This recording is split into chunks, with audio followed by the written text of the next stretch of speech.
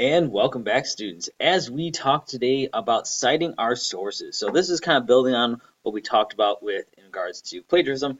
So let's go ahead and get started. So what is the role of citations? Why is it important to cite your sources? Well, if you recall when we talked about plagiarism, we said that there is sometimes a little bit of tie-in with copyright stuff. Plagiarism itself doesn't necessarily have any legal repercussions, but it can have like academic and ethical repercussions. So citing your sources using the appropriate format is the best way to help prevent accusations of plagiarism because it shows that you've kind of done your homework. Now, a citation is simply just a reference to a published or sometimes unpublished source. Most of the time, it has to be published in some form so other people can record it. But unpublished could be something like, for example, like an interview. So if you interview someone, you're not necessarily, unless you publish that interview, it's not necessarily going to be something that's widely available. Now, citations are both the in-text and bibliographic entries. So a lot of times, people will make the mistake; they'll just make a works cited or references page, but they won't make any reference to it in the text. They might put quotes around something, but unless you have the in-text thing, it's hard to know which source that quote is coming from. Now, the style of citation, such as MLA or APA, is often specified either by the editor or supervisor. For the purpose of our exercises in these next few days and throughout this course, is we're going to use APA because in the computer science field, APA is the preferred format. So let's look at those citations here. These are what help uphold intellectual honesty. Citations attribute prior or unoriginal working ideas to their correct sources. Right? So, in other words, if you found a piece of information online by, let's say it was in a blog by some really famous programmer, for example, you can cite that programmer's blog because obviously you didn't write the language, but they did, so they would have great insight onto it. Citations also allow the reader to determine independently whether reference material supports the author's argument in a claimed way. So if someone were to read your paper, they can look back at those sources, read them, and say, hey, this is actually makes sense in the context of the article. You're not just throwing words on a page to say, hey, I have supporting evidence. Now, citations also help the reader gauge the strength and validity of the material the author has used. If you're looking at something, for example, like an academic paper, that typically is going to have a lot more weight to it than something such as just some random person's blog. Now, if it was, let's say, if I go back to my example of the programmer's blog, let's say somebody who wrote a programming language and they had a blog and they were talking about that programming language and that's what you're doing your paper on, then obviously that's going to carry a lot of credence because that person was the expert because of the person that developed it. Now, let's just take a moment and talk about bibliographic references versus the in-text citations. Now, the bibliographic citations are simply just a list of references at the end of your paper. That's typically where you'll find them. Sometimes, there might be like footnotes, but typically they're going to be at the end of your paper for the most common ones we're going to see. They'll either be like a works cited page or they'll be like a references page, depending upon like what format you're using. Now, there are typically references in your paper using in-text citations, which are usually indicated either by a number or parentheses, depending on your format type. Since we're using APA formatting in our exercise, we're going to stick to using parentheses. So the source name and usually it's like source, comma, year will be in those parentheses. Now, while you can construct citations by hand, there exist numerous tools for you that will simplify the process. However, you still have to create the in-text citations yourself, though some tools, for example, like the one we're going to look at, do provide examples of how to do in-text. Now remember, in-text citations should occur after every quoted and paraphrased text. So if you paraphrase a large chunk of text, you just it's the same thing, it's just your own words, it's still technically not your original idea. So you want to make sure that that idea is reflected from the paper. You do not need to use them after original text. So if it's an original thought that's in there, like this is like maybe the punchline of your argument, then obviously that's your argument, that's your thought. You don't have to cite that. Also, here's a word of advice for anyone that's writing like APA style papers. Typically, you don't want to necessarily open up a paragraph with a quote. It's kind of weak. Yes, you can do it, but it's a little bit more weak because it doesn't show you starting with that original thought. So if you're ever doing like APA style papers, you want to first start off with original thought or fact or something like that that you introduce, and then you can follow up the next sentence with the supporting argument using a quote.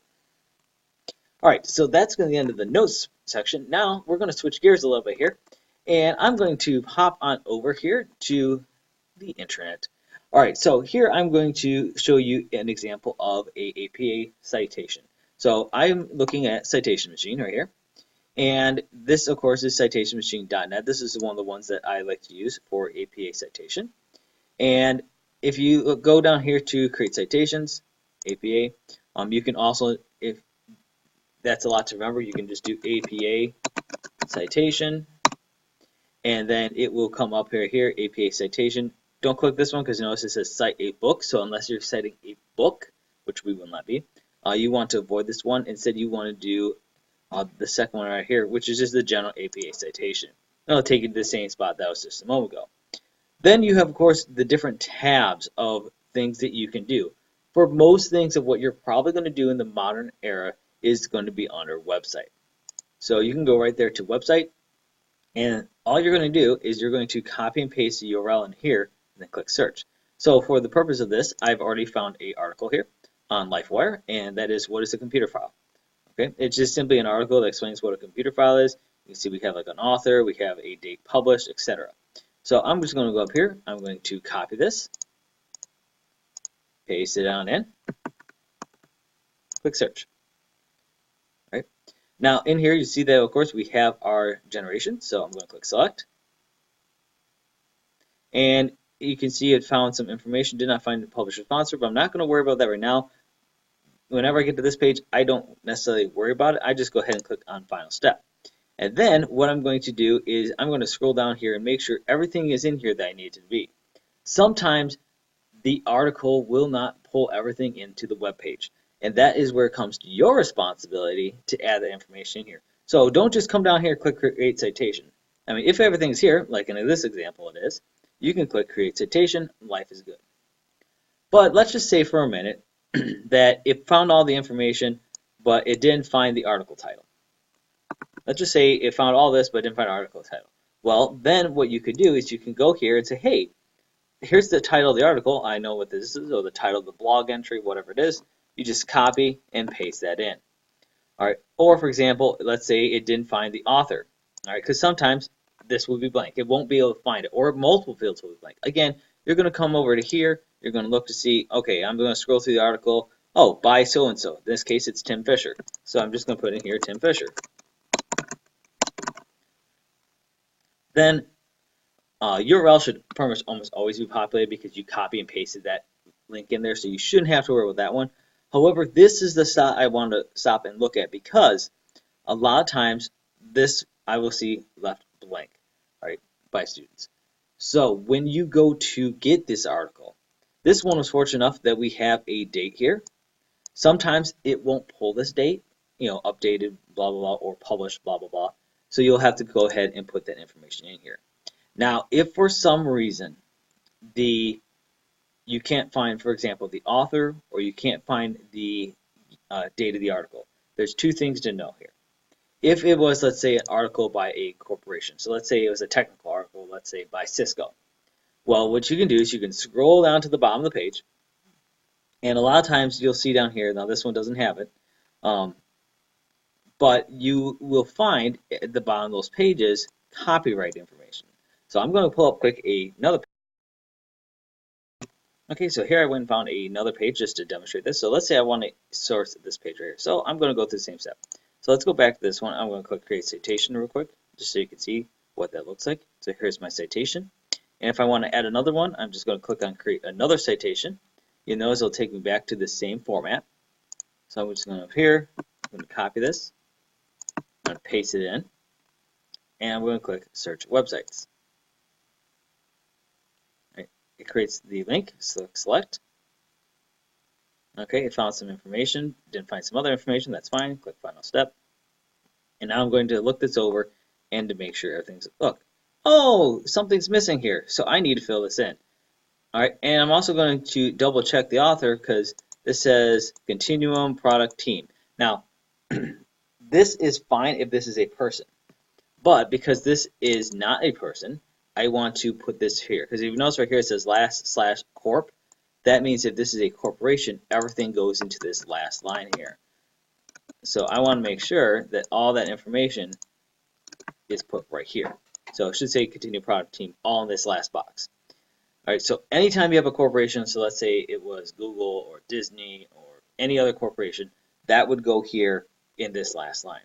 Now, if you're not sure where the information is, and it's going to be the same places where this electronically published is. So if I look here, this one has a date, April 20th, 2019. But let's just say for a second that this was not here. I can scroll down to the bottom of the page, and I can look for copyright information. So right here, I have copyright 2019 Continuum Managed Services. So this right here then would be the author, so that would go into this field. And the 2019 part right here for the copyright would go here into the electronically published. Now this one we did have a date on here. If we go back all the way to the top, we have April 20th. So I'm just going to go ahead and here put day is 20, month is April, and now we have a source. So click Create Citation, and now I have another citation. Now the nice thing about these is that I can copy all these and paste them in. So I can click Copy, boop, and then I can paste them into my document, and then I have my appropriate citations. Now, there's one other thing to show here, which is that you'll notice right here, in-text citations. All right, so if you want to know how to create in-text citation for it, let's say I want to do the first one I did, the LifeWire article. All right, I can click on in-text citation, and you can see that right here, it pulls in the author, it pulls in the year, and here is my in-text citation. And then I can, of course, copy and paste that into my document after I have a quoted source. Okay, so if I need to get back, I can just hit the back button, and it takes me back to my sources. Okay, now in a few minutes, you're going to practice creating your own citations, and they should be fully sourced out like this. And then what you're going to do is you're going to also practice putting a couple in-text citations in. Okay? So hopefully this gives you all the tools you need to be able to do those tasks. So I will see you